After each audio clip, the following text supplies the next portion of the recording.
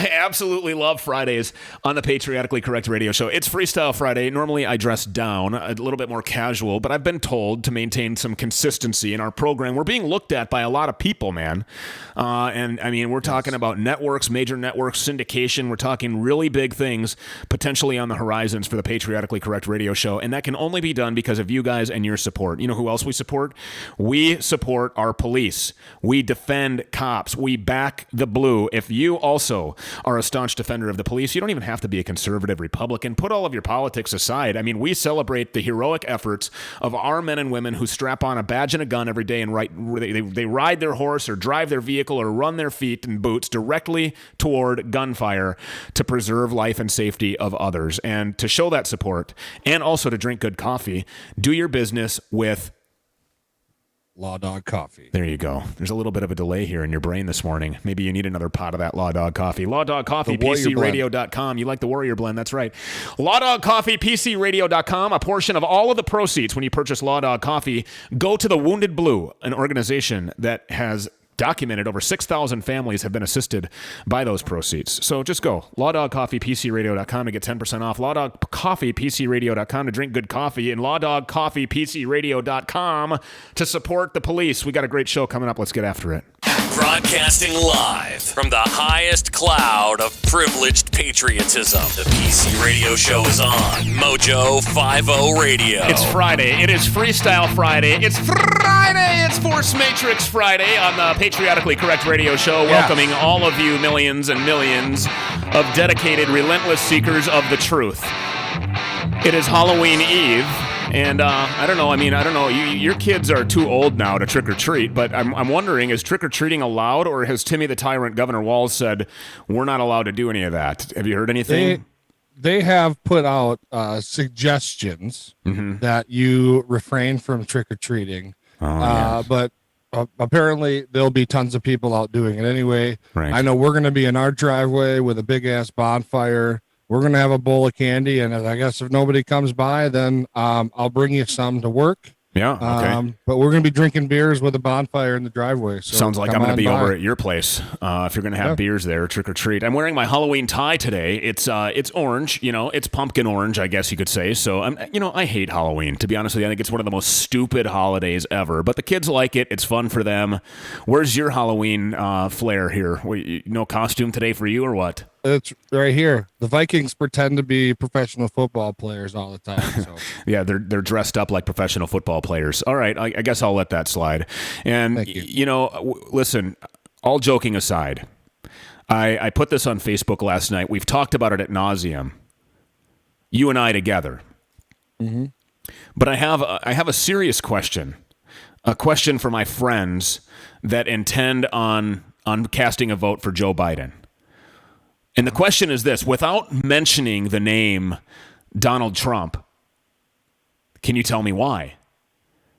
I mean, as a man who's worked in the law enforcement community as a fugitive investigator for many years, it's my job to look at who stands to gain what by the actions and words of themselves or a business associate or a political affiliate. Seriously, I beg the question, without mentioning the name Donald Trump, can you tell me why you're going to cast a vote for Joe Biden? Put my politics and yours aside. We're friends, right? I mean, I have a lot of Democrat friends. So just for a few minutes, really ask yourself the question, are you voting for Joe Biden because you were raised in a Democratic home? Maybe you had parents that supported unions when unions had a solid purpose that protected good workers. I understand. I really get that. I was raised in two different homes. They basically shared a political ideology that was relatively consistent with one another and relatively consistent with conservative values. And for the better part of my young life, I embraced those philosophies because I always looked up to my father and I respected my mother. They would never steer me wrong, right? Well, as we grow into our own selves, start our working life with a first job at a donut shop like me, and then getting excited about graduating to a pizza parlor and eventually get a real job, air quotes, pushing papers at a mortgage company while attending college, a boy turns into a man and a girl to a woman. As grown adults, we begin to use our own personal life experiences to make decisions based on cause and effect rather than institutional values. We begin to make decisions on our own. We evaluate life based on life. How to defend yourself, for instance, in a fight against 5 other people without a weapon, the size of your paycheck versus the debt load you've incurred, How much cash are you handing the attendant to fill your cutlass today? How incentivized are you to go to work rather than leaning on the proverbial tit of the government? And whether or not you choose to make your own way or depend on somebody to hold your hand. These are all questions that you start to ask yourself later in life. I believe that anyone can do anything. Really, I believe that, Richard. We've talked about that before as well. I do. I believe my son when he says, for instance, that he wants to be a professional hockey player. And although I know that the chips are stacked against him, I'll support him as long as he's passionate about his goal and continues to dream. And most importantly, Richard, works hard. You can relate. I know you have the same philosophy with Devin and the rest of your kids. Can you remember that time in your life, that time when you were an innocent young person just getting into the real world before you had your first encounter with a choice to like finish your homework or maybe go to a keg party? You remember that time that your buddy first handed you a joint or a blunt and you had to make that decision whether or not to succumb to the peer pressure or use the words that maybe your father armed you with and just tell your friend, hey, I'd love to, but I can't because I'm an athlete. You're still saying no. You're still the cool guy.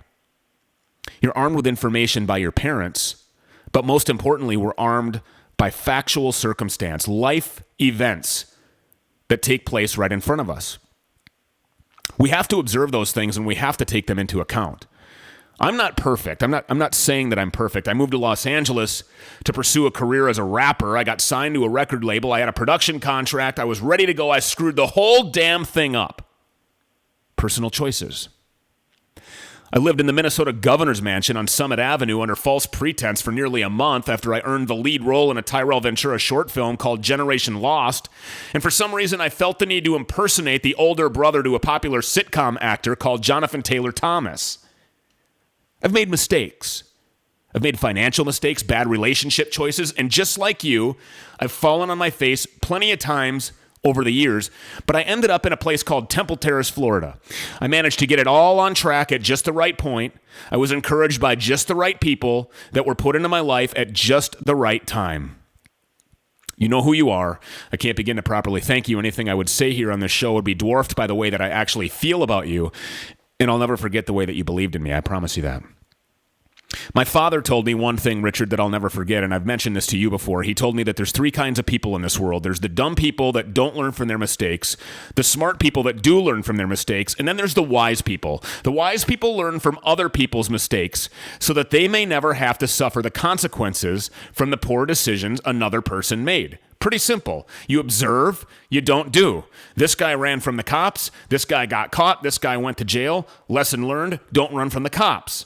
A lot can come of a young person that decides he wants to be something and work for it. But sadly, on the flip side of the coin, a lot can come to a man that never risks anything, never holds a job, never starts a business, never even has the opportunity to fail because he never put his neck on the line to give himself the opportunity to succeed. He can become a career politician with 7 elaborate homes, a multimillionaire, as a public servant to our country. How does that happen? After 47 years of really doing nothing, a political party can elevate a failed existence of a human to an opportunity to be the puppet for the string pullers of the world at the helm of the ship that leads the globe in science, technology, economics, and warfare. He can sit there as the most powerful man on the planet, and the lengths the puppeteers will go to in an effort to accomplish that goal are limitless.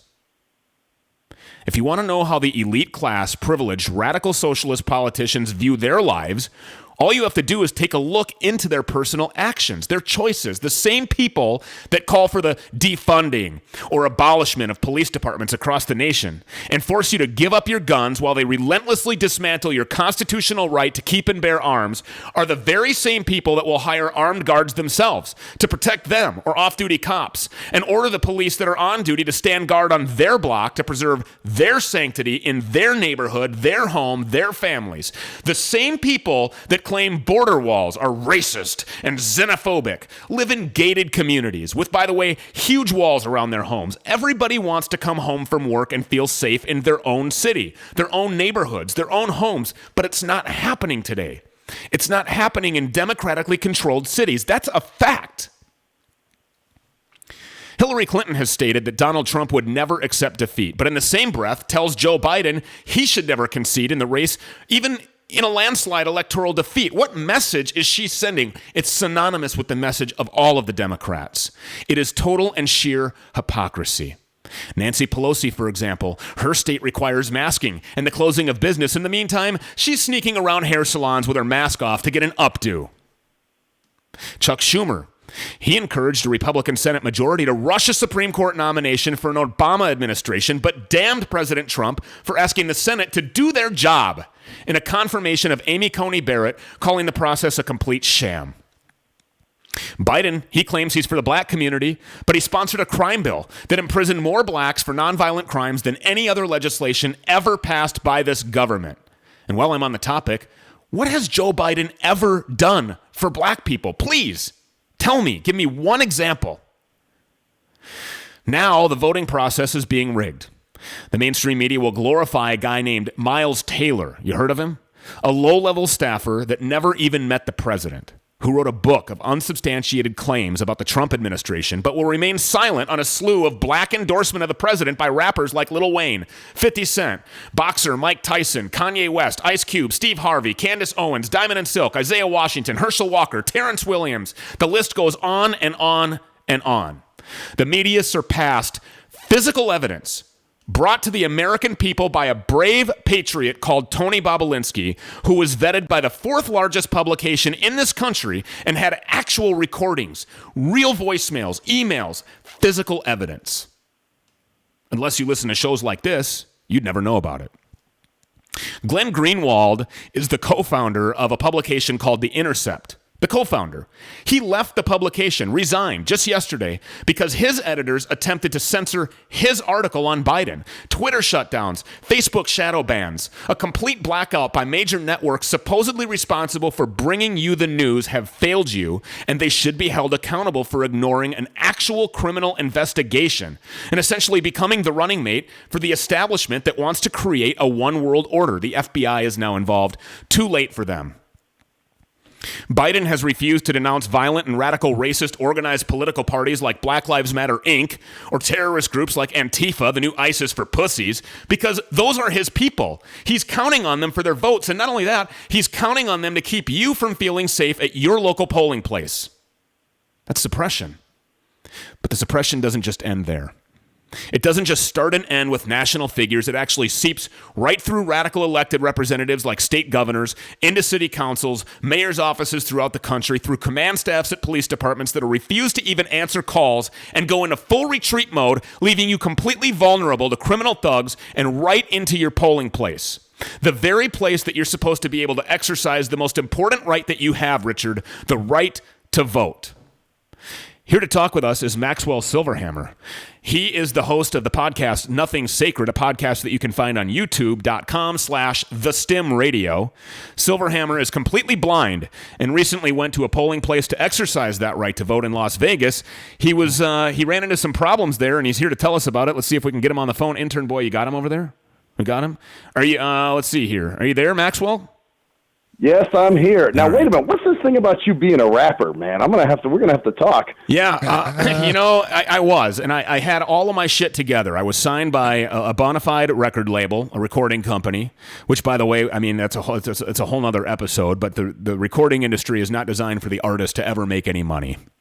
But I had a major publisher. My business manager was the best in the world. My agent was the best in the world. I mean, these are people who have handled people like Britney Spears, Serena Williams, Justin Timberlake, Michael Jackson, Tiger Woods. That was Burt Padell was his name. 59 Maiden Lane in New York. He was my business manager. And I'm telling you, the whole team was absolutely perfect, but I screwed it up. I screwed it up with personal choices, and that's that. I own it. I learned from that. I learned from it. There's nothing about that experience that I regret. I learned so much in that time. I went on tour with people like Redman. I recorded in studios with people like Ja Rule, DMX, Ludacris, Fabulous. I spent 37 weeks on tour. It was some of the best times that I've ever had in my life. I learned a ton, and I screwed it all up. I think I learned more from screwing it up than I learned from actually being on tour. But, it's an experience that nobody can ever take away from me. And it has helped to make me who I am. I'm a firm believer, I've said it on the show before, Maxwell, is that we are a direct reflection of the choices that we've made in our past. We're a direct reflection of the experiences that we've been through. And without those experiences, whether they're good or bad, you wouldn't be who you are right now. And if you're proud of who you are, you have those experiences to thank and the way that you handled them. You can fall down on your face and say, screw this, I'm never trying that shit again. Or you can fall down on your face, pick yourself up, or even reach up for somebody else to grab your hand and help pull you up to try it again. Those are the people whom I respect. Speaking of respect, for full disclosure, so that my listeners can still respect me, Maxwell and I know each other. He had me on his podcast, Nothing Sacred, on YouTube, and interviewed Richard and I, or just myself, actually, regarding what Richard and I do as fugitive hunters, and we really enjoyed being on. And welcome to PC Radio. Tell us about your experience when you went to vote as a completely blind person in Las Vegas, Nevada. Well, here's what happened. I went to vote when early voting went live on October 17th, and I had a coworker take me down there. So we went to the polling place over on 250 Northeastern Avenue, which is the East Las Vegas Community Center. He's naming names. I love it. I love it. Oh, naming yeah, I got to names. put it out there, man. All right, let's do it. Got to put it out there. So I go in and, I go up to the window and I tell the woman, look, I'm completely blind. I'm going to need the accessible voting equipment. And by law, it's mandatory that there's at least one accessible voting device in every voting place. So she says, okay, that's fine. We can get you set up, whatever. So they take my card. They do the paperwork. So she says, somebody's going to come help you. So I said, okay, that's cool. Well, then this fat, dumpy, white trash chick comes over. And by the way, I think she was missing some teeth or was missing all her teeth because she talked like this.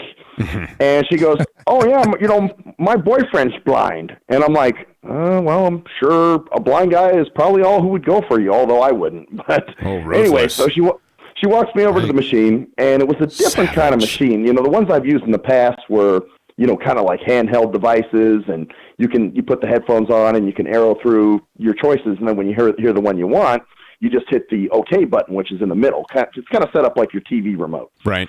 So anyway, this one was a little bit different. It was a little larger. It had Braille on it and some other buttons that I didn't recognize. Well, they put my card in, and they say, well, can you hear? And I said, no. I put the headphones on. I'm listening. I'm like, I can't hear anything. So I shit you not, man. There were 5 people trying to work on this thing. And they had, like I said, the dumpy fat white trash chick. They had some black chicks trying to help out. Then they brought their IT girl over, who was like one of these. She probably would have been better off baking brownies for the PTA rather than, trying to do IT work. And they were all, unplugging things and moving things and whatever. And nothing seemed to be working. And so they kind of ran back. I'll spare you some of the details, but they ran back. They had this little powwow. It was like a 20-minute powwow. And as a matter of fact, it was so long, I took a call. Lori Cooper, who was on your show. I do, yeah. Ago. Yeah, she investigated the guy that shot her father. The police dropped the case completely. And how many years later was it? Coming out. Yeah, her book's coming out. 44 years, 44 years later, she found the guy that shot her dad, who was a police officer. He was shot in the line of duty. He did not die from that, but yes, I do know her. Great interview. Oh, yeah. So we had her on, or we were going to have her on. Well, anyway, I took her call because we were just kind of confirming some information, and we had a long phone conversation. Well, then they finally come over to me, and they said, well, our computers went down. So unfortunately, we're not going to be able – apparently they had to do something to the card so the machine would talk. Okay. And they said, well, we can't do that now because our computers just went down. Well, if your computers went down, then why are there people still sitting there voting? And, if the computers were down, nobody'd be able to vote. Nobody'd be able to do anything. I mean, are these machines even communicating the vote to the appropriate place? Are they being counted? Problem number one. Okay, continue. Yeah, so then they say to me, I'll tell you what, why don't you get the woman that brought you down here, and she can sit with you and put in your votes. And I'm going, I don't necessarily feel comfortable with that because now I got to speak who I'm voting for out loud. Yeah. And voting's supposed to be private. I'm afforded the right to privacy when I vote. So begrudgingly I did this, but I said, this isn't acceptable. I said, what if I came here alone? And they said, well, we just would have put your votes in for you. You just tell us who you're voting for. And I'm like, I don't like that idea. I really don't like that idea because I'm telling you right now, these people, I mean, you can't really judge people and who they're going to vote for, but they seem like they were part of the Biden brigade for sure. I can definitely pick them out. I have no problems. I can go out into a random group of people and I can physically point out without them ever even opening their mouths. I guarantee you, I would bat 9 out of 10 picking Biden supporters over Trump supporters all day long. It's like. Did you guys ever see that there's a movie back in the day with Rowdy Piper, where he could see zombies through the glasses. He had these glasses and he could see who the zombies were and they were invading the earth. It's almost like that. You can pick them out 100%. But more importantly, this is a topic that I personally have never even thought about. How do folks with disabilities ensure that their vote is, number one, cast properly, and number two, that it's counted? And I mean, if it's happening to you, Max, it's happening probably just about everywhere in this country. Somewhere, somehow, somebody's being taken advantage of. And so, I think that I owe you an apology and folks who are in similar situations, because I've never thought about that. And then we've never given it any attention. So I think it's something that needs to be talked about and ensured. Did you have the ability at all to confirm that your vote was counted properly? I don't, because the only thing I did get is I got a text message a couple days later, and it was a woman named Rachel. So she said, "Hi, I'm Rachel. I'm a volunteer. We see that you recently voted. Can I count on you to get 3 of your friends to vote?" So obviously they have on a record that I voted. Whether my vote went for the person I wanted to vote for is another thing. Very scary. Right. Really scary stuff. Well, I can't tell you how much we appreciate your story, and like Richard said, I mean, this is no doubt going on when the media is willing to suppress stories like I talked about at the top of the show, and when one of the candidates, Joe Biden, is willing to stand in front of you for 47 years and lie to your face and be a complete hypocritical lying asshole who never did anything for himself and has been a public servant, somehow become a millionaire. His son is involved in shady business Ponzi schemes with adversaries of the United States, China, Russia, Ukraine, all over the world. Like Donald Trump says, has become a vacuum cleaner for millions and millions of dollars, getting paid $183,000 a month to be on the board of an energy company in Ukraine with no experience in the Ukraine and no knowledge of energy. Believe me, these votes are being altered.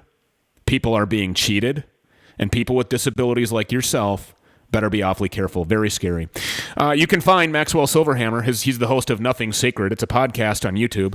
Just go to youtube.com/thestimradio. Completely blind since birth and an American voter and a patriot. Thanks a lot for being here. We really appreciate that story. Thanks for having me, guys. Of course. Thanks, anytime. Max.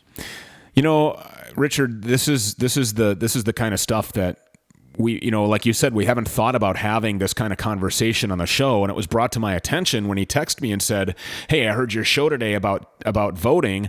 I went and voted today. You should hear what happened with me." And I called him and he started telling me about this. And I'm like, "Listen, hold on. You have to talk to our listeners about this, because these are the kinds of stories that we don't think about," much like a conversation, Richard, that I was having last night with Brett Coconatus down in New Mexico. He was a GOP candidate that was a walkaway Democrat and actually was one of the founders of Democrats for Democracy. So, I mean, he was a dyed-in-the-wool Democrat who ran on the GOP ticket. But I was having a conversation with him, and he brought up the COVID, stuff, and we were talking about the circumstances and how people are, adversely affected by this thing in more ways than we could ever think about. And we talk about kids and their depression and being separated away from their peers and eating at separate tables and wearing masks and not being able to recognize who's in, we get all that. But what about this kid? What about the kid who plays football or hockey or baseball or basketball for his entire life and he's really good at it, right? And he goes through his high school career, he makes varsity as an 8th grader. He's the Joe Mauer of every sport in your school. And he's busted his ass to be able to do that stuff. And now he's been recruited by all of these Big Ten schools. He's more than likely going to be a professional athlete. But now the program in his college is shut down. can't play those games. Everything that he's ever worked for, and these people are committing suicide, these young kids, because they feel that they have nothing else. You know, and so the stories that we talk about on this show, you know, are stories that come to us, that are right in front of us, that we see, and we pontificate or opine, if you will, on things that are in the news as a couple of guys who see the truth for what it is, and we're not afraid to expose it. But these other stories that we don't think about, these are the ones that I really enjoy talking about, and these are the ones that raise an eyebrow because, like you said, I've never thought of that before. And neither had you. Well, and it's not just those kids, Stu. It's also the parents. And I'm not talking about parents that vicariously live through their kids, but it's a huge commitment. It is. As a parent to bring your kids to and from practice, to carb loading meals, to games and this and that and the other thing. Yeah. And now it's a big letdown for everybody, the whole family, and all the coaches that spend time helping these kids. Interesting times in 2020. Very scary. It's a scary thought. And we thank Maxwell Silverhammer for being here to tell us about that. In the second half, we have Joe the Cop coming up at his Force Matrix Fridays. We're going to break down an instance that happened in Broward County where these guys must have been racist because they used force against a black guy. A kid. He was only 15. How dare they? Stick around. We'll be right back.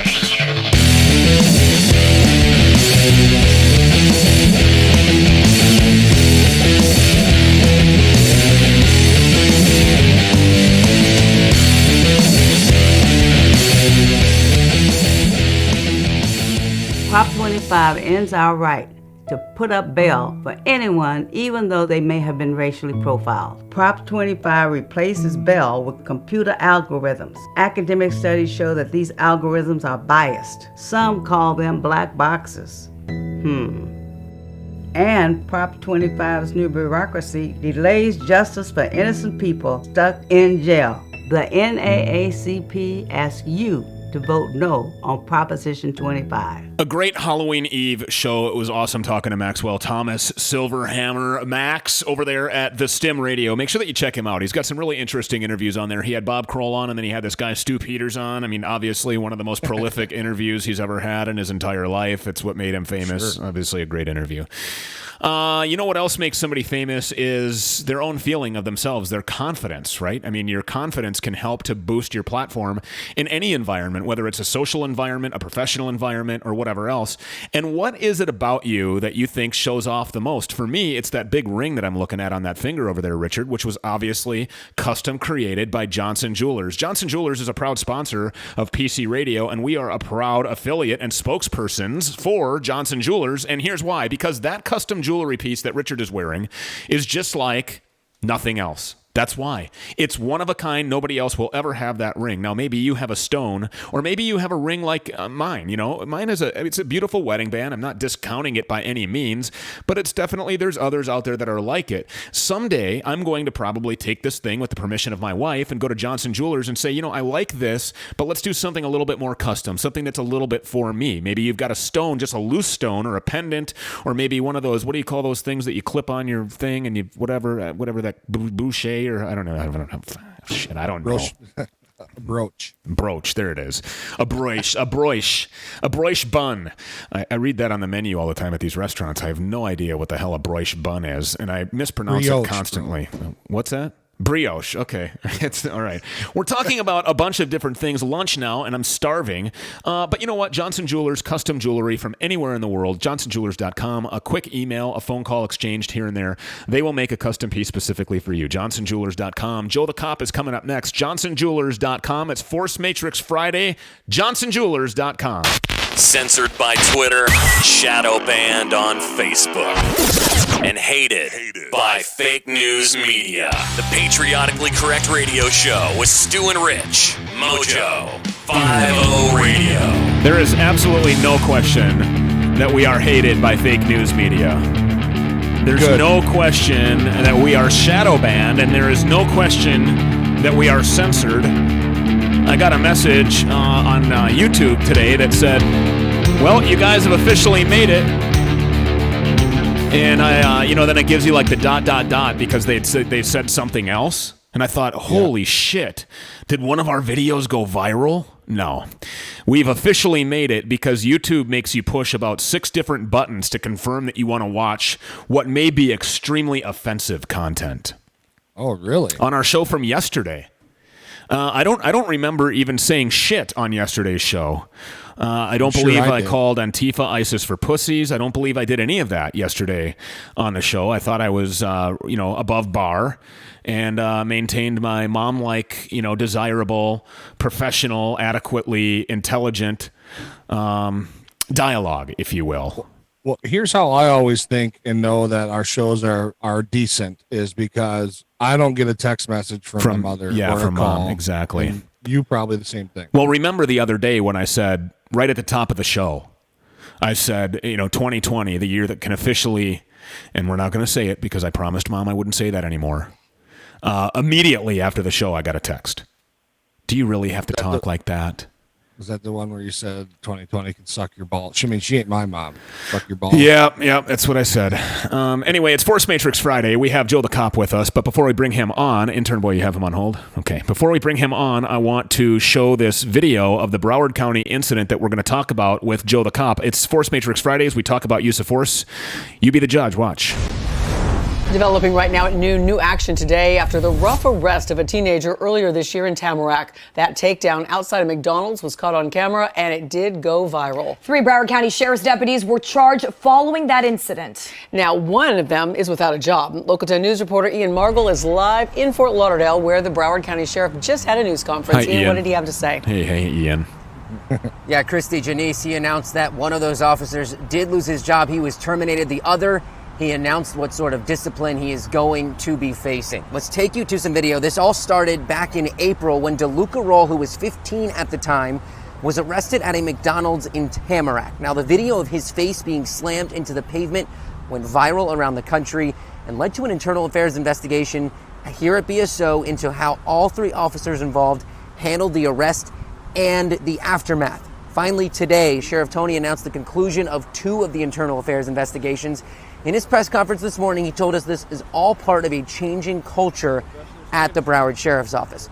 The first announcement he made was about Deputy Christopher Krikovich, the man seen actually slamming Roll's face into the pavement. We learned today the Professional Standards Committee actually recommended no discipline for him, exonerated him completely, but the sheriff disagreed, and instead Krikovich was terminated from the sheriff's office officially.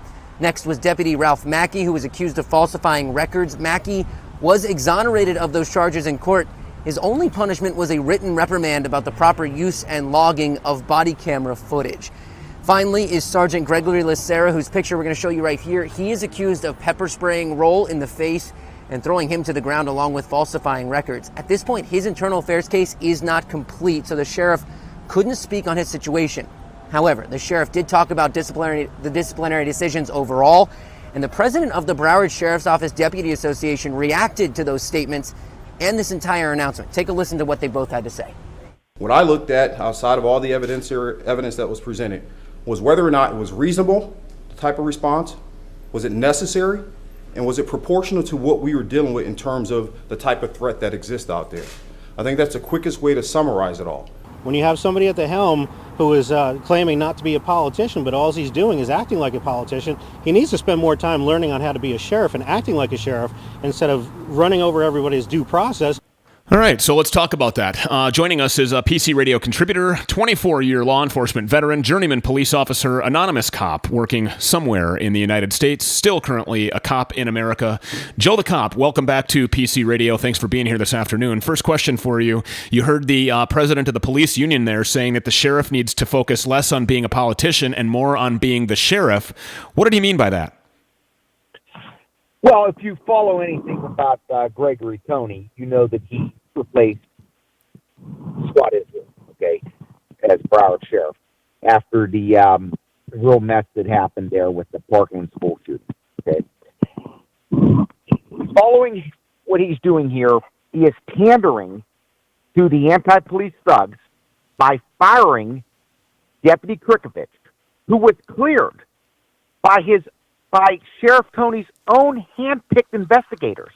Why do you initiate an investigation, internal investigation, in what, in my opinion, is a justified use of force? You initiate an internal investigation. your hand-picked investigators clear Deputy Kirkovich and say that the use of force was justified under departmental policies, and then you fire them all the same? Like, that's a politician. That is a politician in a police uniform pandering to the anti-police thugs. I've been following this case for over a year. Right now, this state attorney, Michael Satz, has charged 3 deputies. He's charged Detective Ralph Mackey, he's charged Sergeant Gregory Lacera, and he's charged Deputy Kirkovich. Detective Mackey was found not guilty of falsifying the report, in which he basically corroborated the statements of Deputy Kirkovich and Sergeant Lacera. He had a jury trial for a falsification charge. He was found not guilty. The next one that came was just last week, with Sergeant Lacera invoking a stand your ground defense for the force they used against DeLuca Raleigh. And the judge agreed, because the stand your ground defense is basically saying, I, as a law enforcement officer, do not have to retreat in the face of danger or crime. Now, the stand your ground law, as you know, was created for civilians to defend themselves and have a legal remedy when they use self-defense. So why wouldn't a law enforcement officer be able to do it? This, Stu, is the second time that a law enforcement officer in Florida invoked stand your ground. The very first one that did this was in 2018, I believe. That would have been Deputy Peter Peraza, also of the Broward Sheriff's Office. He was brought up on charges by the same corrupt state attorney, Michael Satz, for shooting a man who was armed with an air rifle, who turned and pointed the air rifle in his direction as he was turning. The air rifle was unloaded, but that's not the point. In that situation, Deputy Peraza was justified in using deadly force. Michael Satz turned around and said, no, got him indicted, charged him with manslaughter, despite the evidence that he was justified in his actions, and it went all the way to the Florida Supreme Court, where Deputy Peraza successfully and historically invoked the stand your ground defense as a law enforcement officer. So what I'm seeing here is you have 3 deputies charged, and so far, one has been found not guilty. The other, well, was vindicated by a judge able to employ the stand your ground defense. And the third, well, that's still going to trial. But right now, you have the same state attorney that was unsuccessful in prosecuting Peter Peraza is now 0 for 2 in this case. So it kind of speaks for itself for me. Now, what I'm seeing with Deputy Kirkovich is he is being subjected to a double whammy. His own agency cleared him, and then he was fired by his sheriff. And now the state attorney is pursuing this still. Well, and here's the most frustrating part about all these, and I think it goes way back to even beyond the state attorney and beyond, you know, the sheriff and whoever and their handpicked detectives. The general public, I think, is complicit in all of this because they demand that when these things happen, that the officers are prosecuted to the full extent of the law. Now, nobody ever, I shouldn't say nobody ever, but quite often, it's clear that people don't ever question the actions or the intent of, you know, these folks who end up getting shot and killed by the police. How come nobody ever came out and said, well, it doesn't matter if this fella had an airsoft rifle that was unloaded, you know, because, well, it was just an airsoft rifle. It can't kill anybody. Well, how is an officer supposed to know that, number one? And nobody ever talks about what the intent was and why it got to that extent, you know, and then we hear a lot about how cops need to have more training, de-escalation training, which all 3 of us can agree is bullshit. And then, you know, there's CIT training, critical incident training, and dealing with people with mental health issues and in mental health crisis. But they are trained in that. They are trained in escalation of force. And we all know, just you guys know just as well as I do, that in your escalation of force continuum, there certainly is the ability to jump from step 1 to step 9, or step 2 to step 9, or whatever it is, however many steps your continuum has, and you don't have to go by each one if you don't deem necessary. But why does nobody ever talk about what it is that led to that incident to happen, and not just that the cops are on a power trip and they just want to start shooting people in the effing streets? It's very frustrating to me because it never gets talked about. We always just pander to the general public who want to crucify the cops for some bullshit that they don't understand. Okay, yeah, this incident speaks for itself, Rich. The deputies were dispatched to the McDonald's in Tamarack, okay, for a large fight. You can see that in the video. They were in the process of making arrest when Sergeant LaSera was aggressively approached by a 15-year-old punk named DeLuca Roll, okay? Mm-hmm. And when that happened, when he approached him with his fist clenched, Sergeant LaSera, being surrounded by a hostile crowd as it is, and dealing with the other subjects, interpreted DeLuca Roll as a threat to him, rightfully. So he pepper sprayed him, took him to the ground. When he took him to the ground, Deputy Krikovich gets on top and attempts to control his head, DeLuca Roll's head, and in so doing, it looks like perhaps accidentally DeLuca Roll's head hits off of the cement. Then we see Deputy Krikovich punch DeLuca Roll in the face. He terms this as a distraction strike, in which he was trained to use, which I've been trained to use also. The distraction strike was used to get DeLuca Roll to comply, to use pain compliance, so that they could effect the arrest against him. Now, speaks for itself, the incident. Why is nobody pointing to what DeLuca Roll did wrong here? Well, we could turn around and we could place a lot of the blame on Sheriff Tony, and we could also place the blame on Michael Satz.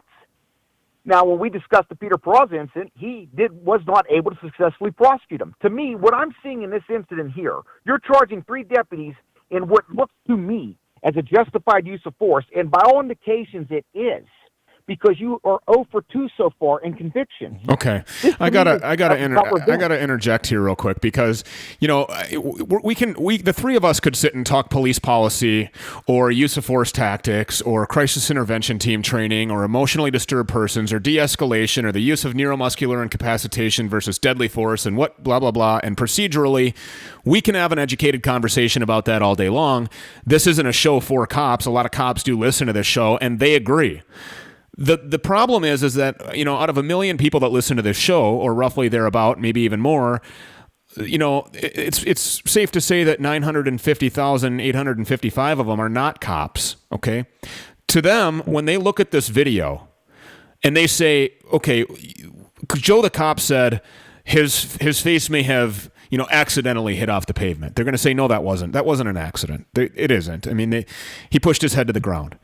And then they're going to see his head come up, and they're going to see the officer that's on top of him close his fist and swing a punch at DeLuca's head. Okay? So to those people who are saying, look, these cops and these fugitive hunters, they can say whatever they want, but it's all bullshit, because this was excessive use of force, and if this was a white kid, it would have never gone down this way. To them, what do you say? Well, I have already explained right here in the segment why I believe it was a justified use of force, and why I believe that Deputy Krikovich will likely be found not guilty. Right, but what do you? But you explained it to me, and you explained it to Richard in terms that we understand. Right. Explain it to the guy or the gal that has no idea about this, about these procedures and this training. Explain to them, why was it necessary for this cop to smash this kid's head off the ground and then close his fist and punch him in the side of the head? That's what they see on the video. Okay, because when you are dealing with a violently resisting suspect like that, you do not have the officer's perspective of danger. He is also being surrounded by a hostile crowd. The idea is to eliminate the threat that this juvenile thug poses at that time. You don't know if he has weapons on him. He has not been searched. The idea is to use the applicable amount of violence, the legal amount of violence, if you will, to then affect the arrest for safety purposes. I don't think that if a person is coming to me, Stu, and saying, I don't understand like why they had to do that, I would say to them, okay, what do you see going on around them? What is happening? It's a large fight. It's 2 deputies I'm seeing right there. Yeah. With a crowd of how many? And I think also, Joe, what Stu's trying to get at is the fact that the general public doesn't understand what and why the use of, like you said, a distracting blow. You know, you hit him in the head to draw his attention away from the fact that he's holding his hands underneath his body with all of his might. Correct. And if you can use pain compliance to focus his attention on his head or whatever it may be, God forbid he, put pressure on the back of the guy's neck, because we all know how that would have turned out. But to draw his attention away from his own hands in order to think, oh my God, I just got hit in the head. This sucks really bad. And now you lighten up your strength of your arms and your hands so that they can be put behind your back and put into handcuffs. And the problem with all of that is the cell phone, because the general public has no idea about how police are trained. And even the training that Stu and I do, we do the same training. The only difference is we got to pay for it. The city doesn't.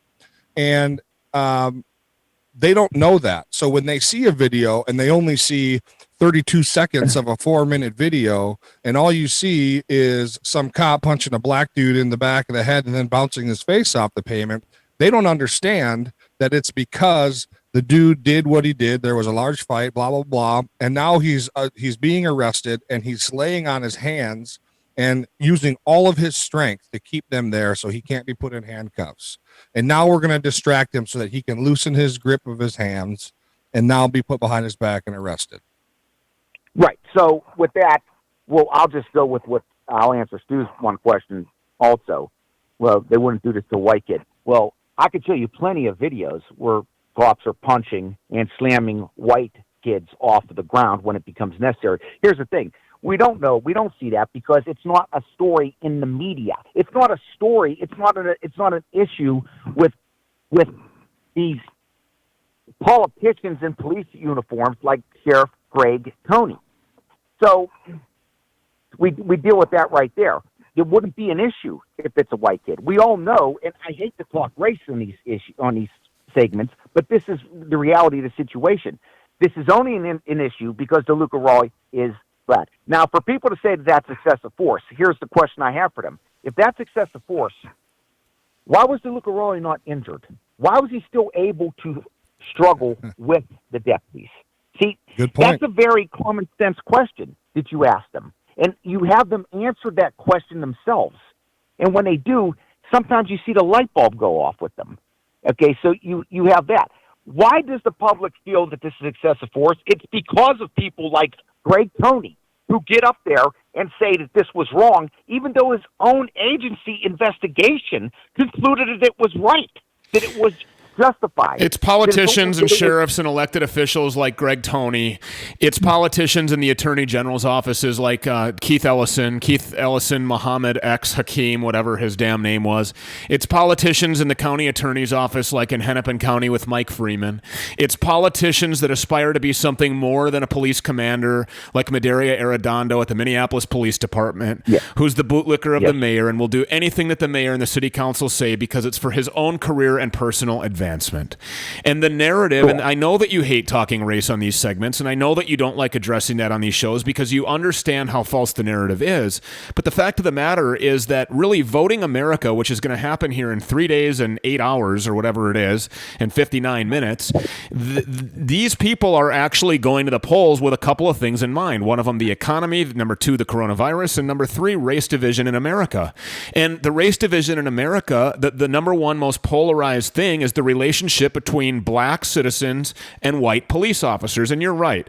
When I posed the question and I said, if this was a white kid, this would have never happened, that isn't true. What is true, and just to make it more simplified, what you said is that if this was a white kid, it would have never been a story and we wouldn't be talking about it because nobody would know about it. We wouldn't know about it because politicians like Tony would have not made it an issue, is I think what you're trying to say. I had a conversation. That's exactly what I'm saying. Just last night, we were talking about, I was on the phone with a guy who was a GOP candidate, okay, and we talked for a while, and he said to me, and he was a walk-away Democrat, and he's a sensible person. And he said to me that, we were talking about the polarization of policing in America and race division and blah, blah. And we were talking specifically about the Philadelphia shooting of the knife-wielding criminal. Mm-hmm. And he was like, why not a taser? Why not, and he didn't go as far off the cliff as shoot him in the leg, Joe Biden. But he did, he did pose the question about less lethal force. So for somebody like that, who's actually has previously been a candidate for office, for as many people who have been candidates unsuccessfully, there are who have been, or there are also that have been successful in their candidacy and are now elected representatives who probably would ask the same question, and I hear them do it all the time. To them, who are really trying to understand what it is that's going on in the police world, I mean, my encouragement to them would be to go sit down with police officers and ask them. Go sit down with police trainers and ask them. I mean, educate yourself. But that doesn't fit the narrative of always just posing issues and never really talking about solutions. But if somebody was willing to listen to you and they said, listen, in the case of Philadelphia, and we'll come back to DeLuca here in Broward County, but in the case of Philadelphia, why didn't those cops try a taser? I mean, I don't know that they had one on them, but if they did, why not? See, Stu, in that situation, if I believe the person's going to be receptive, and there's two types of people to question police use of force. There's the anti-police thugs that it's wrong no matter what. All you can do with them is tell them, I'm right, you're wrong, end of discussion. But with the GOP candidate, the walk-away Democrat that you're talking about, he's somebody that I enjoy talking to, and I do this all the time with people on my page, with civilians who ask questions, and I'm able to sway them. You do it very simple. You make it interactive. You turn around and you say to them, okay, why would you, if you're a police officer and you have a suspect, a violent suspect, lunging at you with a knife, that's a deadly weapon. Yeah. Why would you use a less lethal weapon like a taser? Why would you do that when I could show you through my own experiences that tasers fail maybe half the time, and that's just against people who are unarmed. Now, why would you take that risk to your safety as a police officer? Because there is no law, there is no policy that says you have to place the violent suspect's safety or feelings ahead of your own safety. That's not how it works. You were given guns for a reason. So if you turn around and you say, why would you use a less lethal weapon that fails maybe half the time to incapacitate the suspect? Why would you use a less lethal weapon against a suspect with a lethal weapon? So like I said before, if you tell them this, you make it interactive. You ask them the question. They can answer their own questions, and you can see them coming around. It's like the light bulb goes off in their head. Now, those are people that I can work with. The anti-police thugs, it does not matter what you show them. I said this yesterday on the show.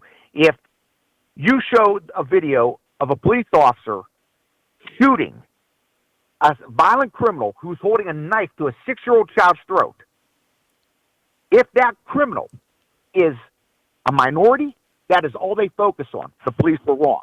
There's going to be a protest. There's going to be a riot no matter what. That's where we're at.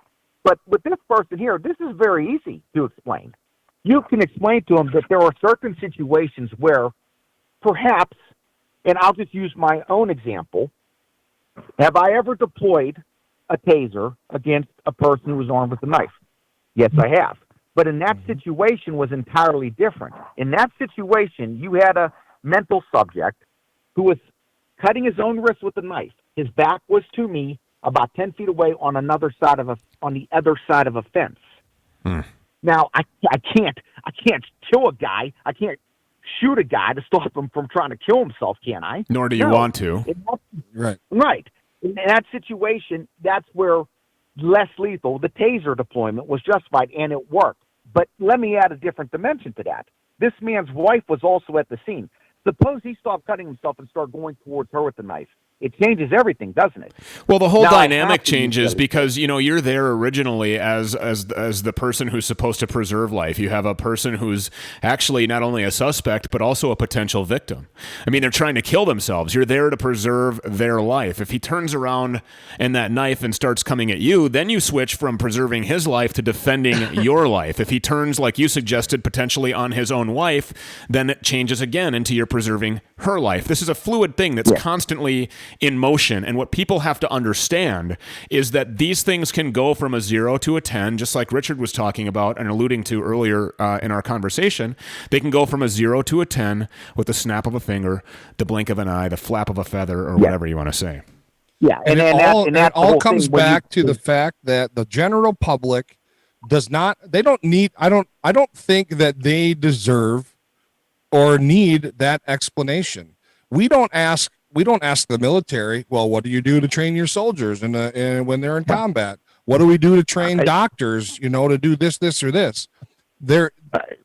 And maybe I'm out of line for saying that because the cops are they're public servants and our taxes pay their salary and all that other bullshit that everyone likes to talk about.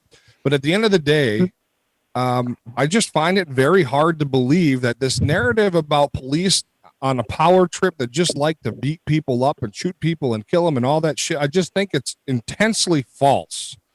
And so they shouldn't have to know that shit. Joe, we got about 30 seconds. Your final words. Sorry, Joe. Well, no, it's fine. Rich, to that, you're right. You shouldn't have to be explained to people why you would have to shoot somebody coming at you with a knife. It shouldn't have to be an explanation.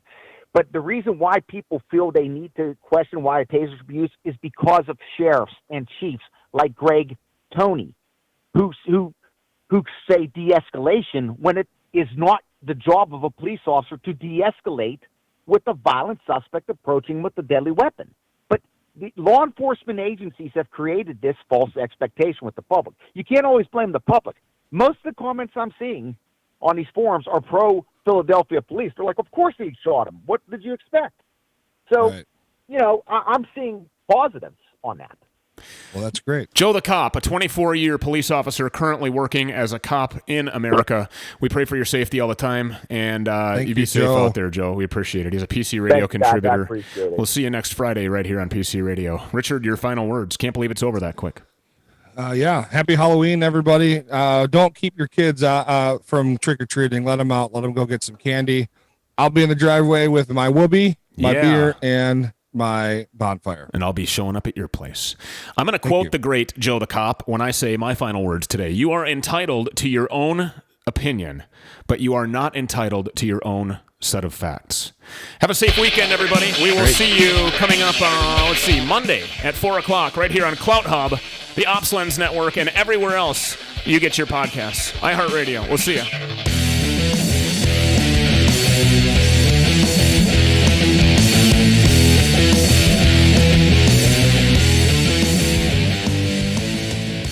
Hey, it's Stu Peters and Richard Leonard for Adjust Today Chiropractic. Now, I want you to take a look at this. This is the website for Adjust Today Chiropractic, which obviously is at adjusttodaychiropractic.com. Dr. Dustin Ducart says you're in good hands. He believes everyone has a chance to experience the benefits of chiropractic care. He'd love to find out how to skillfully take care of you and your spine, and that can be done even on Saturdays. He makes himself available on Saturdays. And Richard, you know how important it is to be properly aligned. Absolutely. I mean, it's no secret that proper alignment is good for you, not only in just an everyday health aspect, but also, I mean, it can help things that you don't even know that it helps. Now, Dr. Dustin Ducart does specialize in like athletic pain and things like that, but also, I mean, chiropractic care can help with allergies, migraines, all kinds of stuff. Visit him today, adjusttodaychiropractic.com, adjusttodaychiropractic.com. That's adjusttodaychiropractic.com.